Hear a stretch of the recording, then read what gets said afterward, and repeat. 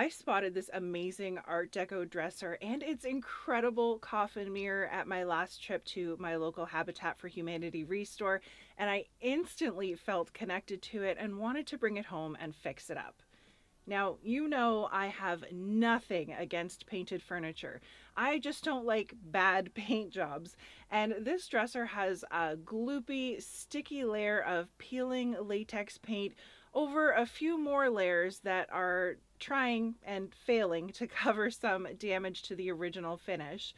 I can't really see what exactly is going on under this paint, but you better believe I'm going to strip it back and find out.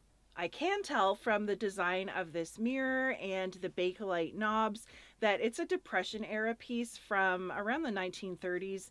It doesn't have any maker's marks on the back or the insides of the drawers, which aren't dovetailed and have some rough wood interiors. So it's pretty safe to assume that this isn't a super valuable or designer piece, but it's still really interesting and I think I can make it look good again. Because of its age, however, and the layers of paint on it, I do want to do a really quick lead test to make sure that there isn't any lead used in either the original stained finish or the oil-based paint layers that I can see under this latex. Lead was used as a drying agent in stains and paints up until about the 1950s, but I've only ever encountered it on two pieces in my 6-year furniture career, so it's not something that I worry about too much. I am aware and cautious of it though. I buy these lead swabs on Amazon and they're really simple to use. You just wet the tip in some water and rub it for 30 seconds onto the surface that you're testing. I chose a spot that had all of the layers exposed so that I could test them all at the same time. And my swab got dirty, but it did stay orange, which means there's no lead to worry about. And I can safely move forward as usual with any stripping and sanding that I need to do. This Smart Strip paint remover was recommended to me by the Miss Flips here on YouTube, and since it's an earth-friendly, biodegradable, no VOC alternative to the other nasty chemical strippers on the market, I thought it was definitely something that I needed to test out. It says to apply a liberal layer with a brush or roller and let it sit on the surface for 3 to up to 24 hours. The instructions do also say that it should stay wet on its own and it doesn't need to be covered, but I decided to cover it up with some plastic anyways.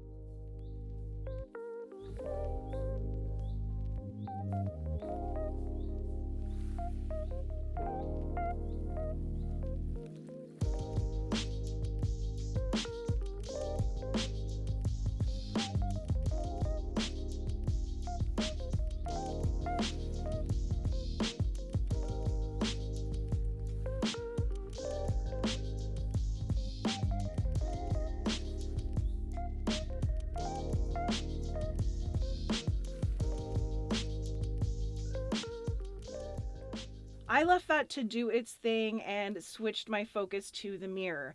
I couldn't see a really good way to get the mirror out of the frame, so I decided to start by just gently prying off the top piece with a flathead screwdriver and a few taps of the hammer.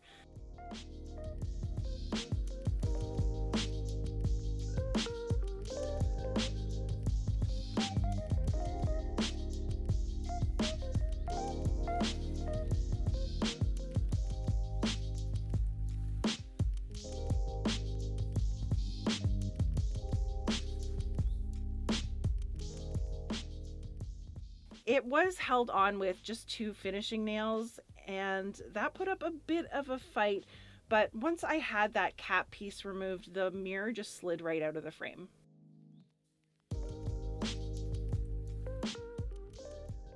I thought it might be easier to sand the paint off of the frame rather than starting with the stripper, so I put some 80 grit sandpaper on my little Surf Prep sander, and that did chew through things pretty quickly.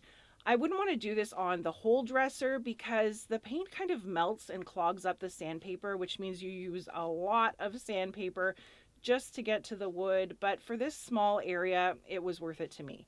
And once I had most of the paint off, I used a little dental pick to get things out of these small details, which was a little tedious, but also kind of relaxing and very satisfying.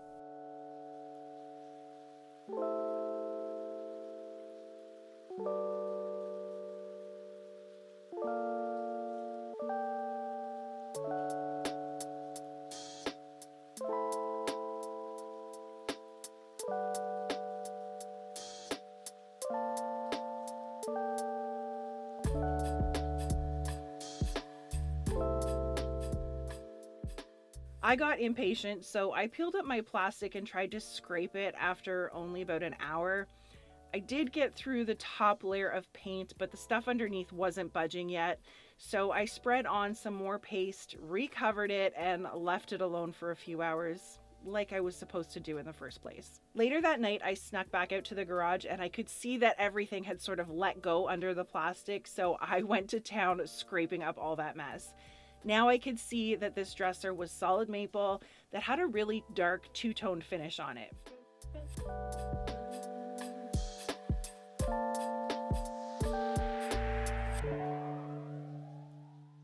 I was really surprised that there was no veneer on this piece, which is another indicator that it was never a really high-end piece, but it means that I can do any sanding that I need to do without the worry of blowing through thin layers. Another thing I really like about this stripper is that it's water-based and it doesn't require any neutralizing like traditional strippers that I've used before. So after I got off what I could, I scrubbed it down with some water and a little scouring pad, and then I left everything to dry really well. Later the next day, I picked my sander back up to get through the rest of the paint and start to get that old stain off of there. I started with some more 80 grit to grind off what was on the edges and the sides of the drawers, and then I switched to a 120 grit to do the drawer faces and the body of the dresser.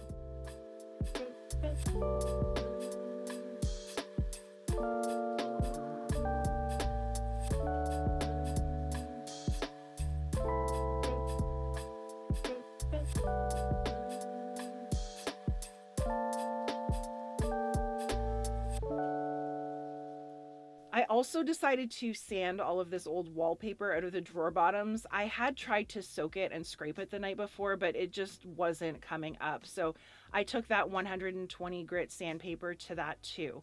It took me about 10 minutes for each drawer, which really isn't too bad. While I was sanding, I did also notice that this one drawer had a big chunk missing out of the bottom corner, so I mixed up some quickwood putty and squared that off again.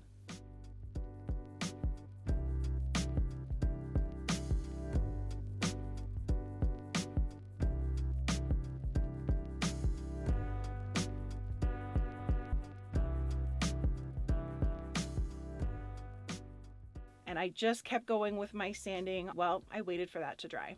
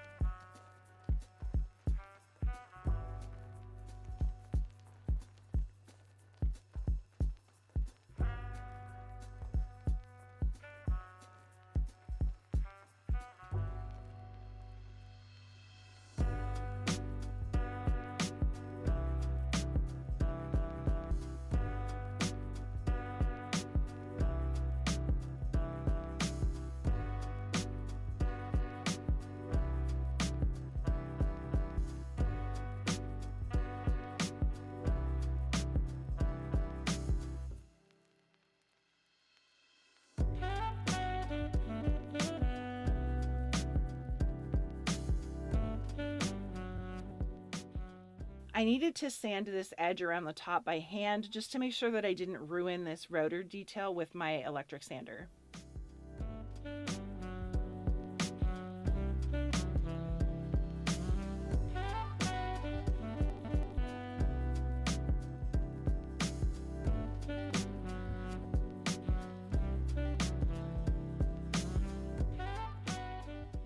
Once I had all of the remaining paint and the old stain removed, I switched to some 180 grit sandpaper to start smoothing out the surfaces, and then I finished by hand sanding with some 220 grit sandpaper.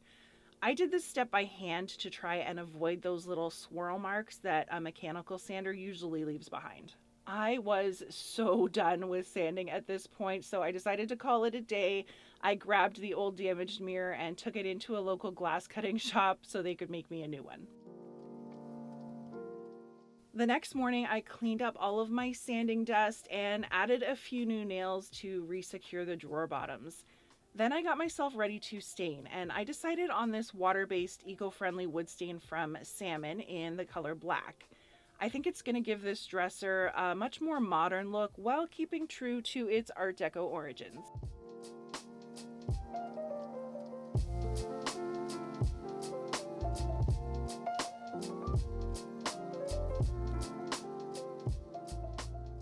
This stain is super easy to use. I like to apply it with their applicator sponge in the direction of the grain, but it's really forgiving, doesn't have any lap marks, and this stain will be ready to top coat in just 1 hour. I just think that this ebonized wood look is so sophisticated for this piece, and I know it looks really scary and opaque on camera, but I promise you can still see all of the beautiful maple wood grain underneath.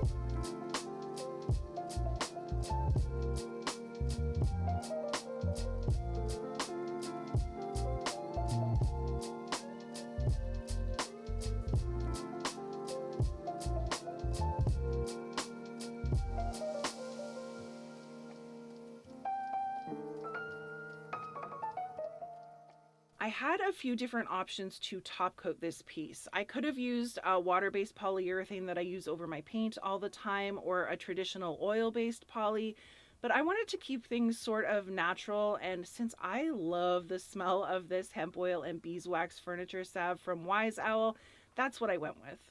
I used a wax brush to really push that salve into the wood grain and let it sit on there for about 30 minutes to soak in. And then I went back with a lint-free t-shirt rag just to wipe away any excess. This will dry down to a really nice, soft, matte finish that is water resistant and really easy to take care of.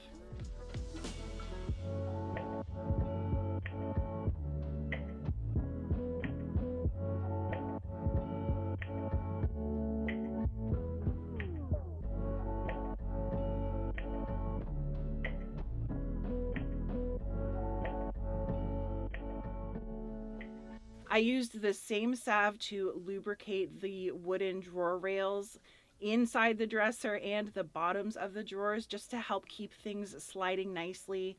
And a few days later, I picked up my new mirror and slid it back into place.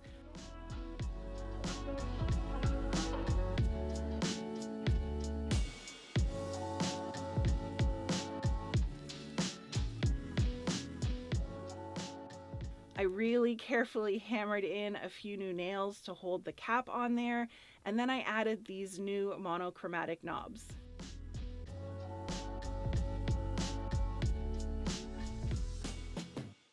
I'm going to be taking this dresser back to the same Habitat restore that I originally bought it from so that they can resell it for a higher profit. And I've had a few people ask me over on Facebook and Instagram lately how it is that I make money when I donate or gift these pieces away. And the answer is, I make my money to feed my kids and pay my bills, keep my business going by sharing these videos with you. YouTube pays me a portion of the revenue that they make from the ads that they run on my videos. And I also make a little bit when you shop through the affiliate links that I have with some of the brands that I love.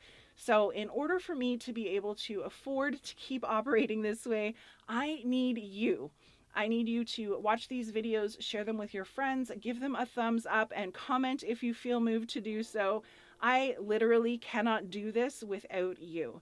And with all of that said, thank you so much for being here, following along with me, and watching today. I appreciate each and every one of you so much, and I will catch you next time.